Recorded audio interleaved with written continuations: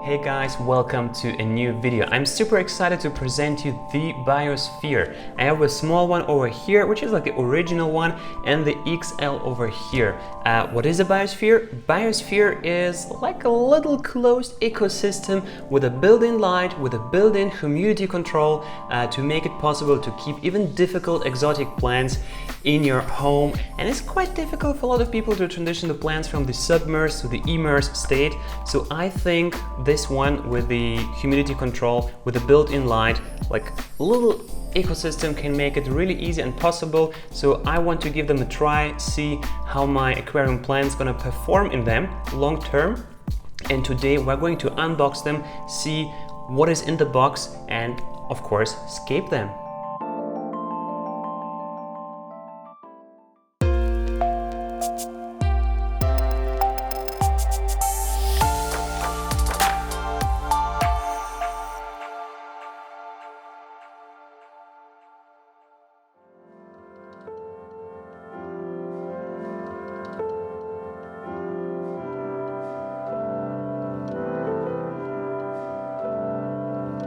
Let's get ready for the unboxing. My super powerful Swiss Army knife coming in here. Let's see what's in this box, how they come delivered. Get a little manual here.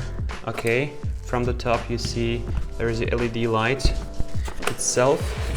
Let's get rid of a little bit of packaging. Here comes the manual in English and German.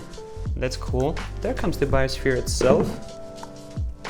Glass container. Let's put this aside. Okay, so what does the technical information says? We have this LED light here, and it is 5 watts, and it is creating 130 lumen. The color can be switched. You have 2 buttons here that you can adjust the intensity and the color, depending what type of plants you're keeping inside and whatever mood you want to create. And this is the rubber ring seal that goes on top to kind of protect the glass from the solid aluminum LED unit. So it is assembled, I guess, like this. I have to put it on top. Okay. That goes on top. So this is the LED light that goes on top. I can rotate the lid. I can show you here in the video. The lid is rotated, and the way I rotate it, I can control the opening. They can be closed or opened, and depending which setting I choose, the higher is the humidity inside or more evaporation I have. Okay, now let's turn this thing on. Okay, here we get the light. We go to full intensity, and we're now the warm white color. When I rotate it, we're mixing in cold white color, and the more I rotate it, the stronger the white becomes, the cold white, and you can find out the one that you like the most yourself. So far, for the small version, let's see what's in the box of the big one. Here we go. A lot larger unit that goes to the top, and we can see the specifications as well. It says 8 watt, so that one is definitely stronger. I think there is a difference. Oh, I have to turn this one off. Yeah, we can see them here side by side comparison. So this one is a lot larger. However, LED unit itself is the same size, but I see here the specification. So this one is 5 watts and 1 ampere. This one is 1.6 ampere and 8 watts. So there you go. That one is definitely stronger. Let's kick in the light back. Okay, putting it on the table. Let's get to the Biosphere itself. There we are. We have the lid, we have the USB cable. Let's put this up.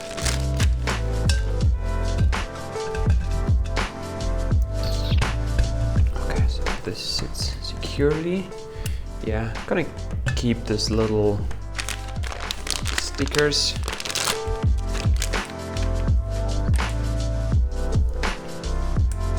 You connect it the same way. And let's switch it on. Boom. And there be light. Going for this kind of mixed same color scheme. Let's move on and scape this to biospheres. I think I'm gonna use something very simple in this one, more of a terrestrial look, kind of, I don't know, diorama, maybe with some rocks and just grassy plants in between. And this one will be more of a forest look with sand plants and everything inside, a little bit more complex. So let's clean up the space, prepare the plants, the hardscape, and start planting and scaping. So meanwhile, I have prepared some hardscape and plants that I'm gonna use in this original size biosphere. To do so, I have to remove the lighting because otherwise I cannot get inside. So let's switch it off and take it off. Let's put it to the side. I hope it's bright enough and you can see what's going on in here. I'm not gonna use any drainage because I'm going the Wabi Kusa style. For this, I use some Tropica plant soil.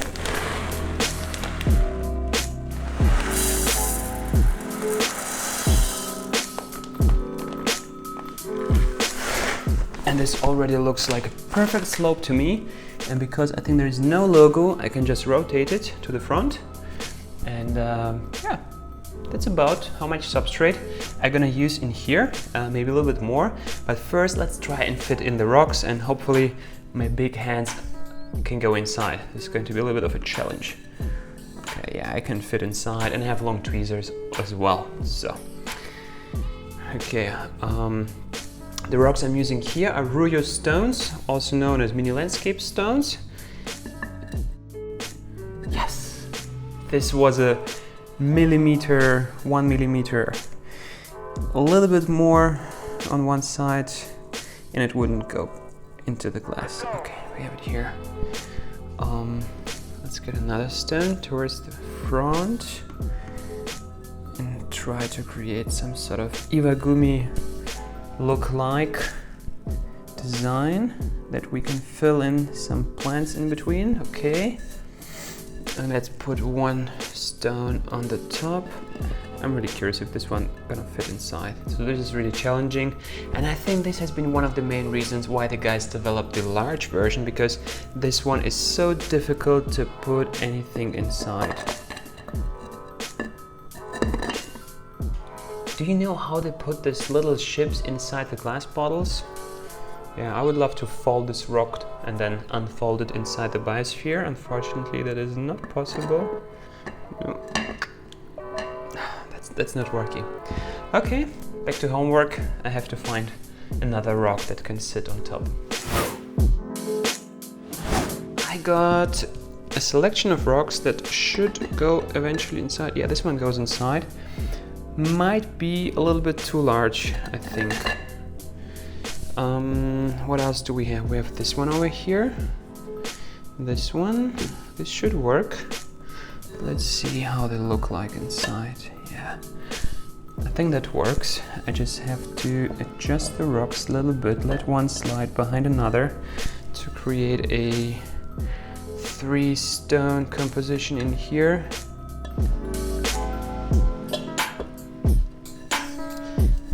Okay, so I think that works from the front. We just have to fill in the entire space with green plants around, fill up the substrate a little bit more in the back, and have this little tiny stone in here. Not sure if I want to use it. We'll find out later. So not need these rocks in here. How do I get more soil inside without covering up everything? I need a special tool for this. Let me look for something. Here we are. Aquascapers are creative people, so I got a little funnel here with a little bit of tubing attached to it. This is a tool I usually use to fill in soil in very difficult to reach pockets behind the hardscape, you know, where you impossibly can get, so I just would squeeze it in between, and the funnel helps me to fill in the soil. And to do so, I'm gonna use this little cup over here. So we are taking some extra soil, and we're using this red funnel and tubing.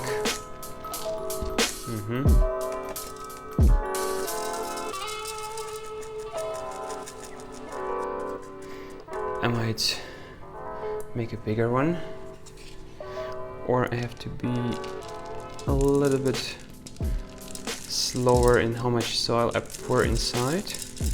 Yeah, that way it works. Just do it slowly.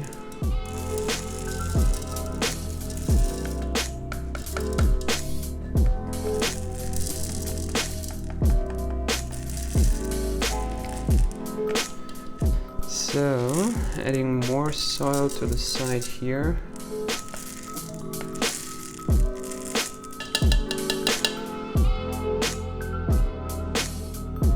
So, that small little stone, let me think if I want to use it somewhere to secure something.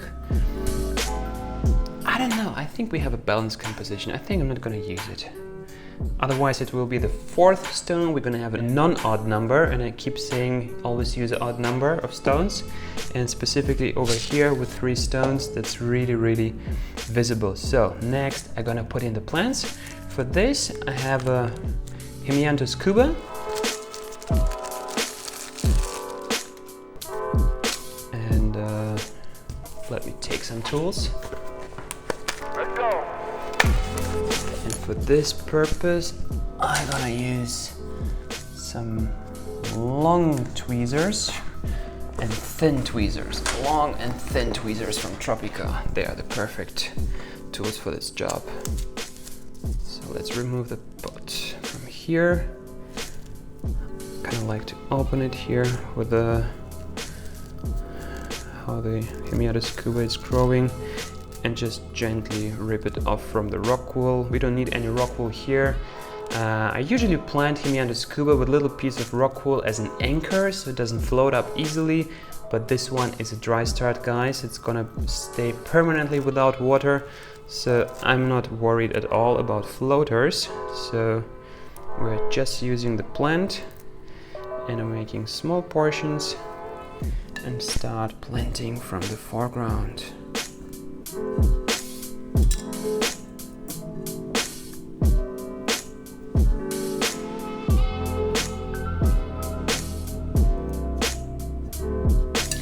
This is kind of really difficult. You know, guys, I tried in the past this technique that was called the lazy dry start method, and if you remember this method, you will know that it even doesn't require putting plants into the substrate. So I'm gonna try it on this one, and it goes like this. You take your carpeting plant, so it will work with Hemmianthus Cuba, I tested it, and you take small portions of it. I just kind of rip it apart with my fingers. So they are approximately like 1 centimeter or 2. I don't know, I can put it here, maybe in front of the biosphere so you can see it. Little portions, really just rip it apart. Just the small stems of the Hemmianthus Cuba. I think for this one, the lazy dry start is really the perfect method. And it does work with the most carpeting plants. I tested it. All you need is high humidity, nutrient-rich substrate, so the plants can feel the nutrients with their roots and just go for the nutrients. Okay, I think that's enough.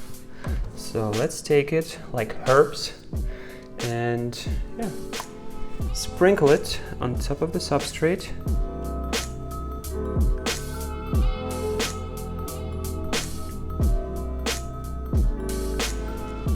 And just press it on the ground.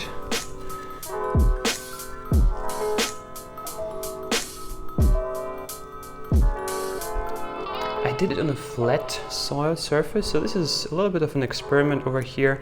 I know it looks very messy, and probably you're thinking, what is Jurijs doing over there? But we will find out in a follow-up video. It will be interesting then to find out how it's doing. So you just take the little plants, you throw them inside. Just spread them out evenly everywhere on top of the soil. What can happen that the plants on the very top dry out a little bit. So so they won't look the nicest. That can happen. We are aware that this can happen. I'm pressing them gently against the soil. They need to have contact, otherwise they will not know that there are nutrients underneath and that they have to grow into this direction. And guys, I think this is literally the only way how you can plant a biosphere like this. I mean, I could make little portions, you know, I could have planted it, but I want to see if it's gonna work the lazy way. And if it does work the lazy way, guys, you can do it yourself. And I know a lot of beginners have problems in planting these tiny carpeting plants, and a lot of people wish to buy carpeting seeds. And disclaimer, there are no carpeting seeds on the market. Whatever is sold as Hemmianthus Cuba or Glossostigma seeds, this is fake. This is not Hemmianthus Cuba and it's not Glossostigma. What it is, I don't know. In best case, it's Hygrophila stems. No company is producing Hemmianthus Cuba seeds because they are so small, they're so difficult to collect if this plant is producing any seeds on the flowers, and it just grows so quickly as a carpeting plant. There is just economically no reason for collecting seeds here. So don't waste your money on, I think they're called China seeds. When people refer to them, that's what they call them. Okay, so let's take a little bit more and put here in between the rocks as well and see if it is going to grow there. Fill in the pockets. It should work though, because I will spray with the nutrient-rich spray and really feed the plants from the top as well. So it should be working. So, just one pot of Hemmianthus Cuba, even have some left over here, so that was very economical. See a little gap over here. Okay. And I have Eleocharis Mini over here, but I forgot I have already some prepared from a previous project. So here I have some Eleocharis Mini that already cleaned before. And let's plant just a little bit Eleocharis Mini here and there to mix up the green carpet a little bit. Hopefully it will work, hopefully it will not cause all the Cuba to kind of curl down. But it works, it's difficult. We can make it work. I kind of really like this experiment. When I don't know if it's going to be successful or not, that's super cool. Making new ground here eventually. Are you still planting or are you doing the lazy dry start? Okay. I think it's done. Let's put the light on top. It needs a spray. I just want to put it on top so you can see how it looks like, because when I start spraying, the glass will become wet. Okay, let's turn the light back on. So, this is the final look we're going for. Imagine all the Hemmianthus Cuba becoming a thick carpet. All I have to do now is spray, close the lids on the top to keep high humidity, and we will see how this one goes. It's standing here. I kind of like it, guys. We decided to make a little interruption here. Instead of scaping or showing you the process of scaping 2 biospheres, we make a little break over here, and we gonna split up the video in 2 parts. So this is part 1 of the biosphere action.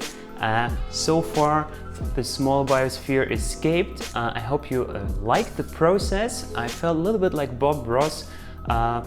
I don't know, exploring something new and unique. Guys, I hope you enjoyed this process. I did, definitely. And if you did, then show me with a comment down below, and hit the like button. Smash the like button and subscribe to my channel so you get notified every time I upload a new video. And next one, we're gonna scape the biosphere large one. So see you then.